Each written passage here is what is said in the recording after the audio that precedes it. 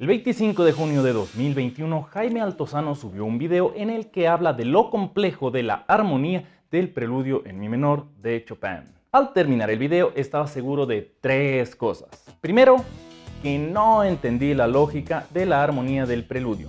Y no porque Jaime no la haya explicado bien, sino porque, como él mismo menciona, el problema de empezar a aprender a tocar el piano aprendiéndote esta obra es que no entiendes qué diablos estás tocando porque ni los expertos saben qué diablos están tocando. Segundo, que como creo que Jaime hace arduas investigaciones para sus videos y no encontró un análisis satisfactorio, he visto por internet que hay hasta tesis doctorales sobre qué armonía realmente está usando Chopin. Un montón de vídeos de YouTube analizándola, gente peleándose en los comentarios, no, este mi bemol es una enarmonización del re sostenido, porque en realidad es probable que no haya por lo menos uno de libre acceso o fácil de conseguir.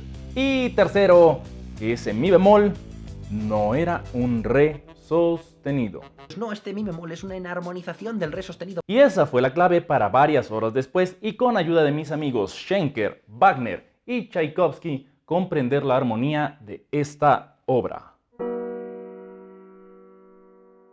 Lo primero que necesitamos hacer es abrir nuestra mente.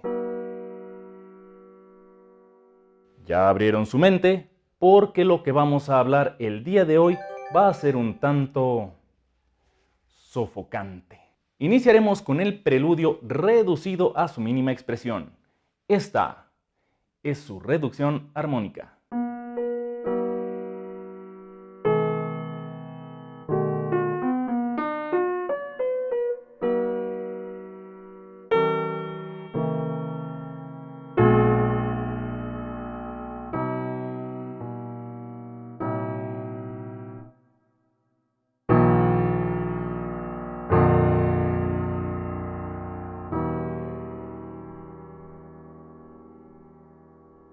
Sí, ciertamente tiene algunos huecos que podemos llenar, pero a grandes rasgos ya tenemos resuelto el problema y con un par de trucos bajo la manga el análisis será pan comido. Pero viajemos en el tiempo y conozcamos el proceso mediante el cual llegué a este punto. Al terminar de ver el video, revisé algunos análisis y percibí algunas constantes en ciertos enfoques, como que el segundo acorde es un quinto grado, pero también vi que algunos elementos se estaban dejando de lado, elementos que yo recordaba de mis análisis en clase de composición, elementos que he aprendido con el paso de los años, y es que ese mi bemol no podía ser un re sostenido. ¿Por qué no? Porque creo que Chopin sabía lo que hacía. Estamos ante un compositor que escribía con cierta frecuencia dobles sostenidos. No tiene sentido que utilizara la en armonía en este caso. Si fuera un quinto grado, como todos dicen, tendría que llevar re sostenido, pero ahí dice mi bemol. Por lo tanto, y como yo creo en Chopin y su intelecto, debo seguir las palabras de Arthur Conan Doyle. Cuando hayas descartado lo imposible, lo que quede, aunque sea improbable, debe ser la verdad. ¿Y cuál es esa verdad? Que no es un quinto. Entonces, ¿qué es? Esta y otras preguntas serán respondidas al final del video. Esperen. Sí serán respondidas. Hasta este momento hemos expuesto la teoría de que el segundo acorde no sea un quinto grado, es decir, un si mayor con séptima, aunque suene como uno y pareciera ser uno. Pero, ¿qué hacemos para entender algo que no se comporta como esperamos, que no se comporta como debería de comportarse? Hay que analizarlo desde otros puntos de vista.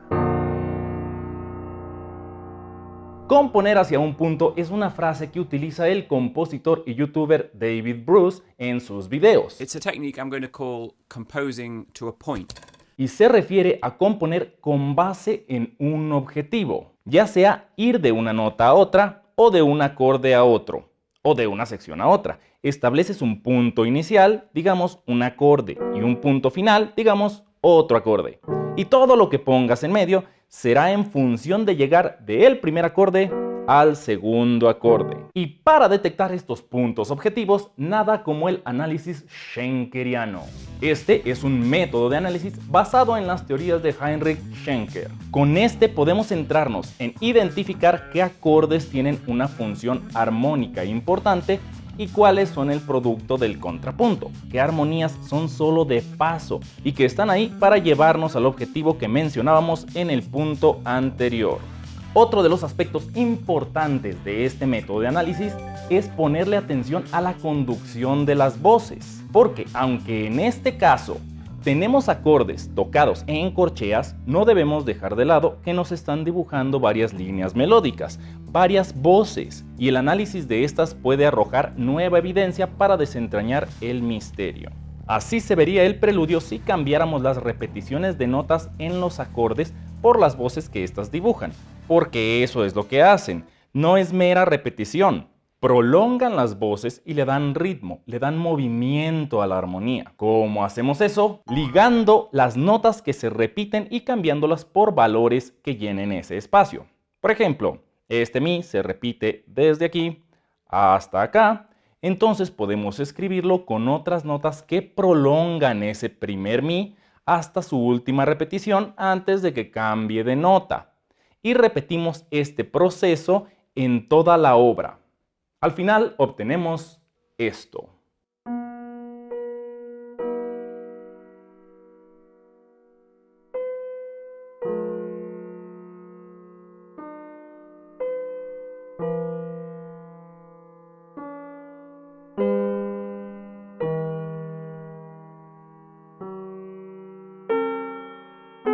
Recuérdenlo porque ya regresaremos a este punto. Durante mis años en la escuela de música, una de las actividades de la asignatura de composición fue analizar uno de los trabajos de Wagner para entender cómo manejaba las voces usando movimientos cromáticos que parecían salirse de la tonalidad en la que estábamos y que generaban una serie de acordes que no seguían las convenciones de la armonía funcional. Cuando vi el video de Jaime, esto fue lo primero que se me vino a la mente.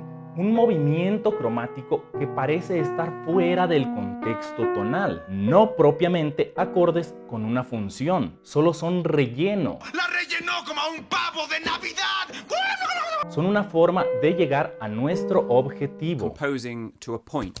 Antes de continuar, no olvides suscribirte al canal. Volvamos a nuestra reducción del preludio. Iniciamos con un acorde de mi menor. Y todo lo que se construye a partir de aquí es un viaje que nos llevará a esta cadencia para resolver de nuevo al primer grado, al mi menor. Gracias Schenker. Lo que hizo Chopin no fue solo prolongar el regreso al primer grado, también prolongó el viaje a los puntos importantes de la obra, las cadencias que nos establecen y reafirman la tonalidad, básicamente como el relleno de Naruto. En este punto ya tenía mi hipótesis y estaba encontrando entre las voces ciertos movimientos que parecían tener lógica, acordes disminuidos que se movían de manera cromática. Lo que hacía falta era encontrar pruebas de otras piezas que utilizaban estos mismos movimientos cromáticos. La respuesta me la dio no otro que el mismísimo Tchaikovsky. Verán, una de las piezas que me piden constantemente mis alumnos de piano es la danza del hada de azúcar del ballet El Cascanueces de Tchaikovsky. Y estoy bastante familiarizado con la armonía de la primera sección de esta pieza. Por lo tanto, esta fue la primera que apareció en mi cabeza cuando pensé en movimientos cromáticos de acordes disminuidos.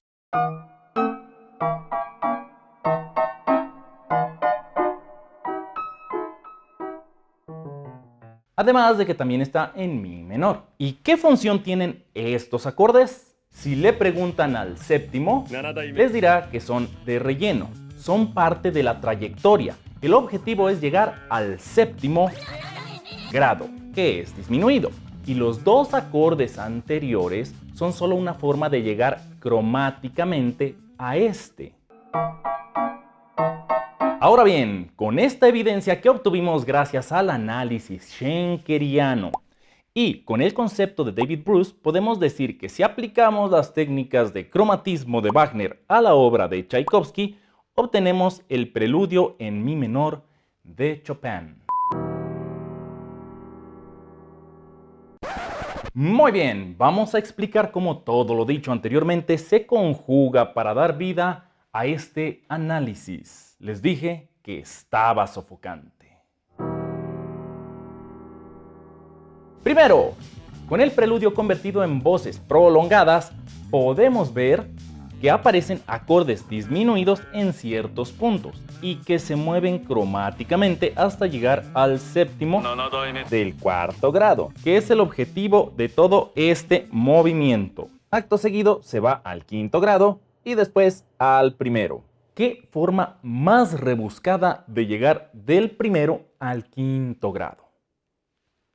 Luego lo hace otra vez, pero más corto, hasta llegar al séptimo del quinto grado. Y al final nos regala una cadencia para reafirmar la tonalidad y regresar al primer grado. El reto aquí fue desentrañar la existencia de estos acordes, de este tejido contrapuntístico que creó Chopin, cual macramé, para ocultar el paralelismo de la armonía, para ir derritiendo y fundiendo cada acorde con el siguiente, moviendo una o dos notas a la vez, no todo el acorde. Así es, ese mi bemol del inicio no es un re sostenido, es la séptima del acorde de fa sostenido disminuido. El si de la melodía es la nota extraña, es una prolongación, un retardo de la resolución del si al do. También podemos ver el si como un pedal superior con algunos adornos que son los do que interrumpen este si. En cualquier caso, esto no afecta el movimiento de la armonía. Ese acorde que todos dicen que es un quinto, es un segundo grado. Es el primer acorde de nuestro viaje cromático y con esto todo tiene sentido. Bueno, ese si bemol debería de ser la sostenido para que fuera un acorde de sexta alemana en inversión, que tal vez ya no se llamaría de sexta alemana, pero no cuestiono a Chopin, es la sostenido. ¿Qué aprendimos con esto? Que muchas de las armonías que aparecen en el preludio, como re con séptima yendo a re menor o mi mayor yendo a mi menor, son el resultado del movimiento cromático bien pensado y estructurado por el buen Frédéric para transportarnos por todo un viaje casi mágico y muy trágico desde mi menor hasta su quinto y de regreso. No me malinterpreten, creo que cada uno de los acordes resultantes en esta obra forma parte intrínseca de su contenido y de lo que nos transmite. Eso sí, me inclino por la idea de que dado el tipo de armonías y el contexto de la época, Chopin pudo haber partido de esta serie de acordes cromáticos y poco a poco desarrollarlos para generar este hermoso telar sonoro. ¿Y cómo está eso de que el preludio resultó de la mezcla de dos compositores posteriores? La obra de Chopin fue de gran influencia para los compositores posteriores y aquí podemos constatarlo. Esta obra podría ser el origen del estilo que desarrollaría Wagner, ese estilo cromático que lo caracterizaba. Buscando más evidencia, encontré que Chopin, en otra de sus piezas, utiliza un movimiento cromático de disminuidos, aunque no con la misma técnica de derretimiento de acordes. Así que esto de los disminuidos moviéndose cromáticamente no le era ajeno, y es un recurso que debe tener sus orígenes más atrás en el tiempo. Si conoces piezas de periodos anteriores a Chopin con este tipo de movimientos, te invito a que las compartas en los comentarios. Yo sé que este viaje ha estado muy largo, pero creo que era necesario externarles el contexto para poder entender cómo es que llegué a estas conclusiones. Que el preludio en mi menor de Chopin son un montón de acordes disminuidos. Si te gustó el video, regálame un like, esto le ayuda muchísimo al canal para llegar a más personas. No te olvides de comentar qué opinas sobre todo lo que se habló en este video. Si estás de acuerdo, si tienes otro punto de vista, déjamelo en los comentarios. Comparte este video con un amante de la obra de Chopin y si quieres apoyarme aún más, puedes unirte a mi comunidad de Patreon como AOX, a quien agradezco infinitamente su apoyo. Ahí encontrarás las partituras que viste a lo largo de este análisis. Gracias a mi maestra de piano Raquel Huerta por suministrarme algunos materiales para este análisis. Y por todos esos años en que nutrió mis habilidades y conocimientos pianísticos y pedagógicos. Y a mis maestros Manuel Cerda Ortiz por enseñarme la importancia del análisis y al doctor Roberto Barnard Vaca por haberme introducido a la audición estructural. Agradezco de igual forma a Quetzal en cámaras y te agradezco a ti por haber llegado hasta este punto. Soy Ángel García y me despido con esta versión del preludio en la que eliminé todo el relleno y alineé los acordes disminuidos para un mejor análisis. Nos vemos en el próximo video.